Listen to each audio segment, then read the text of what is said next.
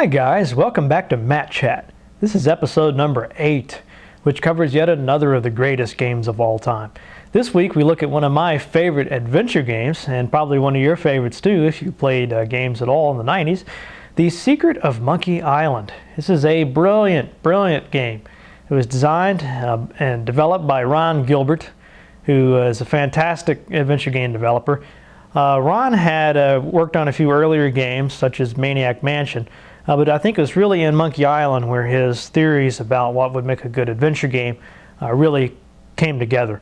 Ron had been an outspoken critic of bad adventure games. He wrote a manifesto called Why Adventure Games Suck before he released Monkey Island.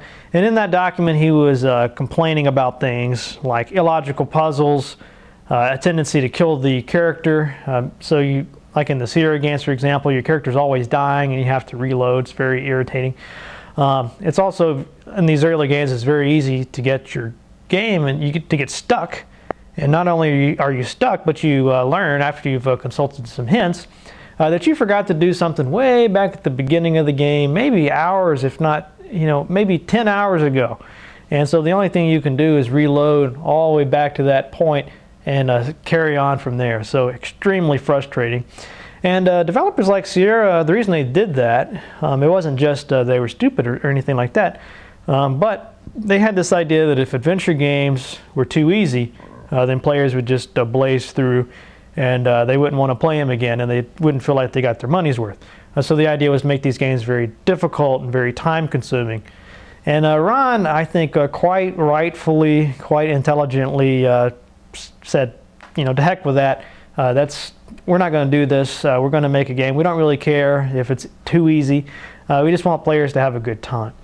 And I think that focus on making sure the game was fun and that players loved the game, they came back to it, they weren't frustrated or ticked off or anything. I think that's what really made the difference in why these games became so popular and successful. My name is Matt Barton. I'm the author of a book about computer role-playing games called Dungeons and Desktops. That book is filled with hundreds and hundreds of graded role-playing games like Ultima and Pool of Radiance, and even more modern games like Oblivion and the Final Fantasy series. I'm the co-author of Vintage Games, and that book just came out a few months ago, and that's a more general look at some very influential and key games, games like Myst and King's Quest. Just to name a couple of adventure games that are in the book, but it covers everything from Pole Position to Pac-Man. It's a really good book. I hope you'll check it out. I'm also working with my co-author from that book, Bill LaJudas, on a film called Woot, the Video Game Revolution, and that's going to be a really fantastic project. We've filmed interviews for it. We're sort of in the just sort of cleaning up the script right now, and that should be arriving sometime next year. And I hope you'll stay tuned for that. I think it's going to be a really exciting project if you like classic games. Okay then, without further ado, let's play The Secret of Monkey Island.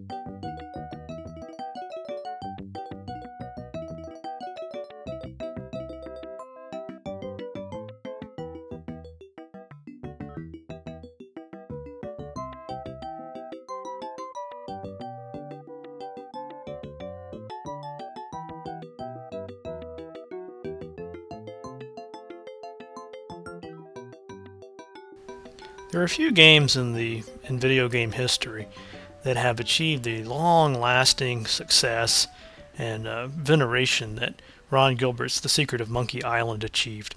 Almost anybody who played this game back in the 90s will tell you how much fun it was, and people who are just discovering this game today still find this very playable and still lots of fun years and years and years after it was released. There are many wonderful elements of this game. Probably my favorite aspects are these wonderful and very creative and colorful characters that you meet all throughout the game, and the very witty dialogue and the fun story. It reminds me a lot of The Princess Bride, if you've seen that movie. But in this game, you play a kid named Guybrush Threepwood, whose ambition is to become a pirate. So you spend the first part of the game figuring out what it's going to take for Guybrush to become a pirate, have many fun adventures, and then there's a bigger story here with a ghost pirate named, a ghost captain named LeChuck, who's threatening this land. So Guybrush will have to confront all sorts of challenges, but he's going to have a great time doing it. The Secret of Monkey Island is a fairly long game, and it would take me a long time to go through all of it, but I would never do that anyway because part of the fun is figuring out what's going to happen to Guybrush.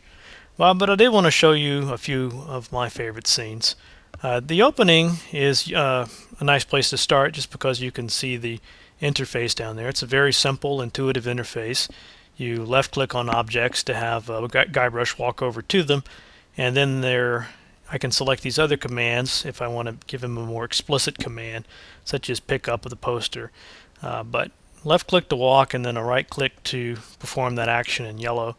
So I've looked at the poster, a little funny dialogue there. So you see it's a very intuitive interface. It's very easy to master. Later versions of this even simplified this further. So they got rid of some of these commands like turn on, turn off. All of the stuff could just be used. Everything got subsumed into fewer commands for ease of use.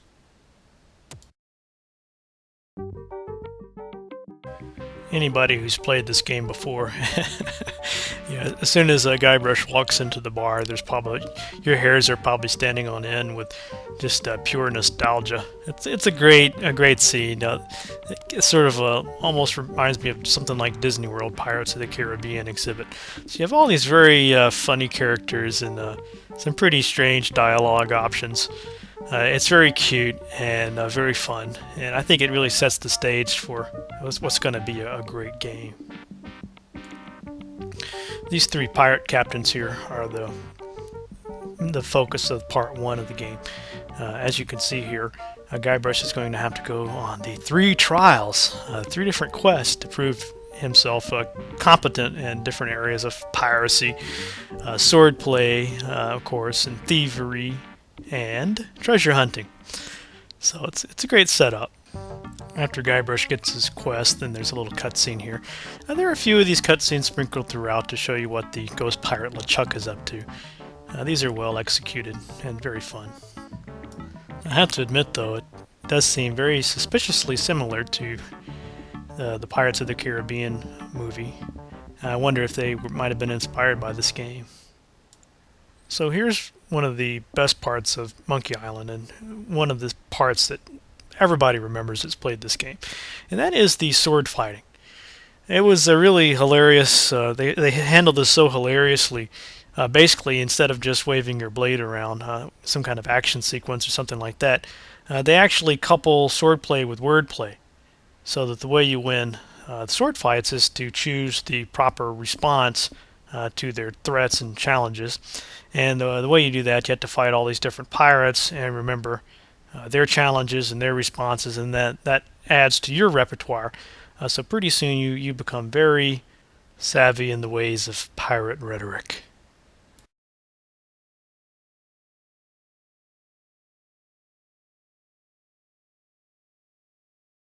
These sword fights are a great example of what I was talking about. They're not necessarily difficult or especially challenging, they're just lots of fun.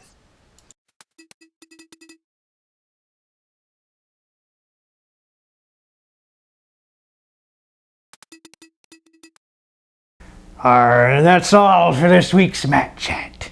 I'll see you next week.